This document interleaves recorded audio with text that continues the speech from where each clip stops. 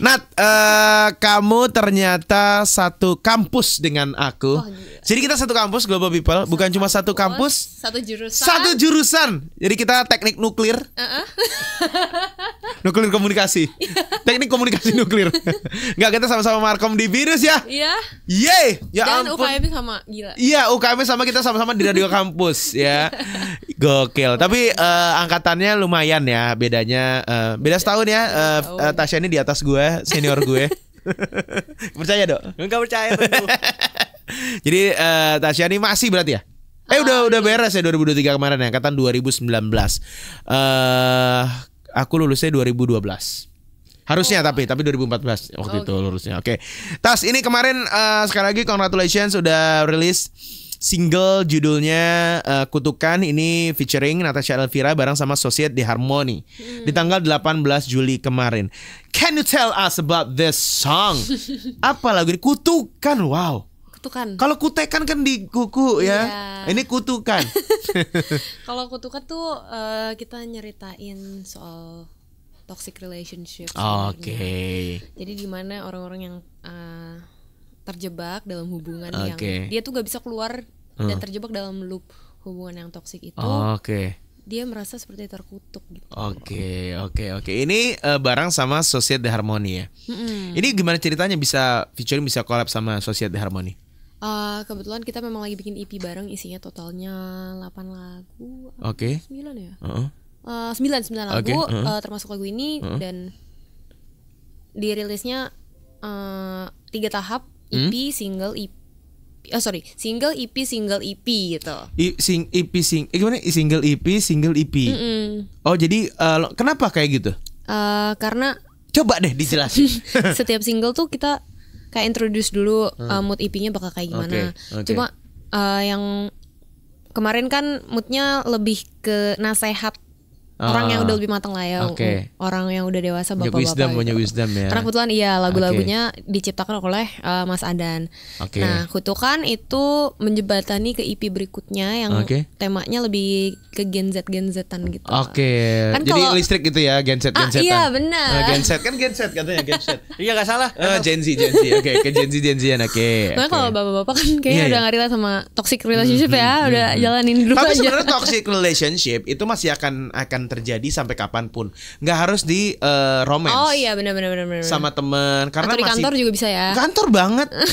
Pusat mungkin toxic. Ya siapa tahu, kalau di sini sih enggak ya, tapi banyak cerita teman aku yang di kantornya banyak yang toxic juga gitu. Oh iya. Nggak harus romance kan sebenarnya toxic relationship. Bener. Kamu sama keluarga atau kita sama orang terdekat juga sering kan ada yang toxic nih, tapi kadang-kadang kita nggak bisa speak up gitu kan. Karena speak up kan bahaya kan, satu pick up gitu kan jatuh nanti takutnya. Sama sapi apalagi ya?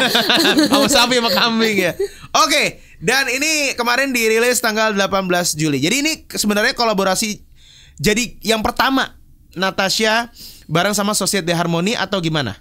Sebenarnya yang pertama banget itu tahun lalu di single 9. Bareng sama Societ de Harmony juga? Bareng sama Societ de Harmony. Karena kita emang kayak sering banget manggung bareng dan konten juga menyebarkan musik jazz kepada orang-orang yang awalnya mungkin nggak kenal jazz sama sekali. Dan dari situ kita mulai banyak komen-komen kayak ternyata musik jazz enak ya, berasa balik ke zaman kolonial nih, gitu. Terus ya udah dari situ kita coba bikin lagu original yang menyesuaikan keinginan para audiens kita yang sukanya era-era kolonial gitu. Jadi kita bikinlah EP ini 9 lagu yang moodnya bikin orang yang denger serasa lagi dijajah Belanda. That's why kenapa you dress like this? Nggak juga karena jazznya ya mungkin, dan ketika dan nyaman juga anyway ketika kan. dipakai nyaman lagi dan perut tuh kalau pakai kain gini kayak nggak sakit soalnya jazz sama perut itu sendiri kan. Oke. Ya. Tapi memang cocok inline juga sama genre-nya juga gitu ya. Iya, berarti kalau Tasya sendiri, kamu sendiri Nat, berarti genre kamu pure jazz murni. Asik, mungkin nggak pure banget juga sih, kadang-kadang masih ada keroncongnya juga. Oke, jadi nice. lebih fusion sih jazz. Oh fusion, I love fusion Asik. jazz. I lope sarangeo. Kayak tadi ringtone HP-nya tuh aku suka. Iya. Ringtone beda-beda. Tadi ringtone aku tuh menandakan siapa yang telepon. Oh, gitu? Nyokap ringtone-nya apa, orang apa, pasangan aku apa Asik. gitu ya. Nanti mungkin Tasya aku bikinin ringtone juga ya. Waduh, beli dulu dong kalau gitu. Anyway, kamu berarti mulai suka jazz atau suka mulai musik dari kapan? Sebelum les piano? Apa pas piano jadi suka jazz? Pas setelahnya, kalau suka jazz tuh sebenarnya baru SMP akhir ke SMA awal. Gitu. Tahun berapa sih kamu SMP akhir tuh? SMP akhir tuh tahun 2016, 15 Oke. ya. Di saat 2016 tuh waktu itu lagi rame apa ya 2016 ya? EDM kali ya waktu itu ya banyak ya. Oh iya. Tapi kamu malah beda tuh pasti sama teman-teman sekolah kamu. Iya, nggak ada yang relate sih, sebenarnya dengerin sendiri aja. Siapa yang kenalin jazz pertama kali? Nah, waktu itu kakak kelas aku sebenarnya kita. Oh, bukan di keluarga? Band SMA, enggak, justru keluarga nggak ada yang suka jazz. oh gitu. Nggak suka aja. Ini Civic kalau nggak City ya. Mobil Padahal itu. mobilnya jazz. Iya. Jadi dari teman sekolah, kakak kelas. Dari kakak kelas kita Gimana ceritanya? ngeband bareng kan, band SMA, terus Udah jazz tuh. ya di situ Juara dikenalin. festival pasti, juara Kagak. festival. Enggak. Ya di situ si gitarisnya tuh kebetulan sekeluarga suka jazz dan dia menginfluence band, jadi kita semua suka jazz. Dan kamu udah jadi vokalis di situ. Iya. Oke. Dan sampai sekarang kamu nggak pernah melenceng dari genre itu. Baliknya ke situ lagi setelah balik ke ini situ sebenarnya lagi. aku nggak intentionally kayak aduh harus jazz terus, nggak mau yang lain gitu, tapi akhirnya kebawa ke situ terus, mungkin udah takdir kali. Ya, it's meant to be ya. But pun kita berdua punya satu our friends of mine ya, yang dia juga aku taunya dia nyanyi jazz juga iya, gitu kan. iya. Bonita ya, syarat Bonita ya. Anak Binus juga, Yoi. Markom juga 2008. Senior ya. Kalau buat aku bukan senior, dia teman seangkatan aku ya. Oke lah, baiklah kalau begitu. Anyway, gimana proses produksi, proses recording sama Societ ini? Ada workshop kah atau gimana? Sebenarnya terbilang cukup singkat karena kita hampir tiap hari main bareng, jadi Oh, gitu. chemistry-nya udah lumayan. Oke, jadi nggak ada workshopan? Workshop sekali.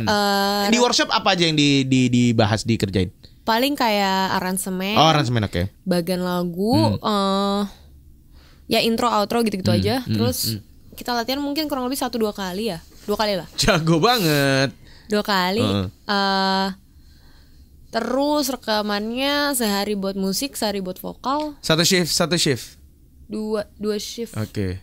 2 shift sih. Oke, Iya. dua hari itu ya. Iya, 2 hari. Apa yang seru dari recording kedua berarti kan sama Iya betul. Societ? Apa yang tambah seru apa dari yang pertama Yang terus tambah akhirnya seru. ngerjain kutukan ini bareng gitu?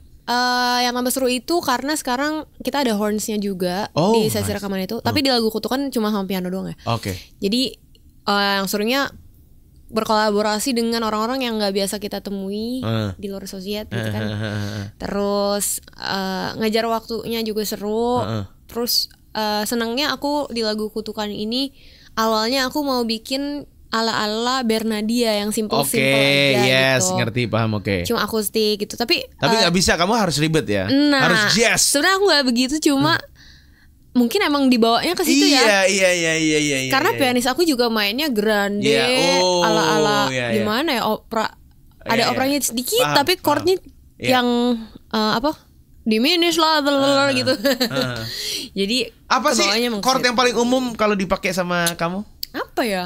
Yang paling ini tuh represent genre ini gitu.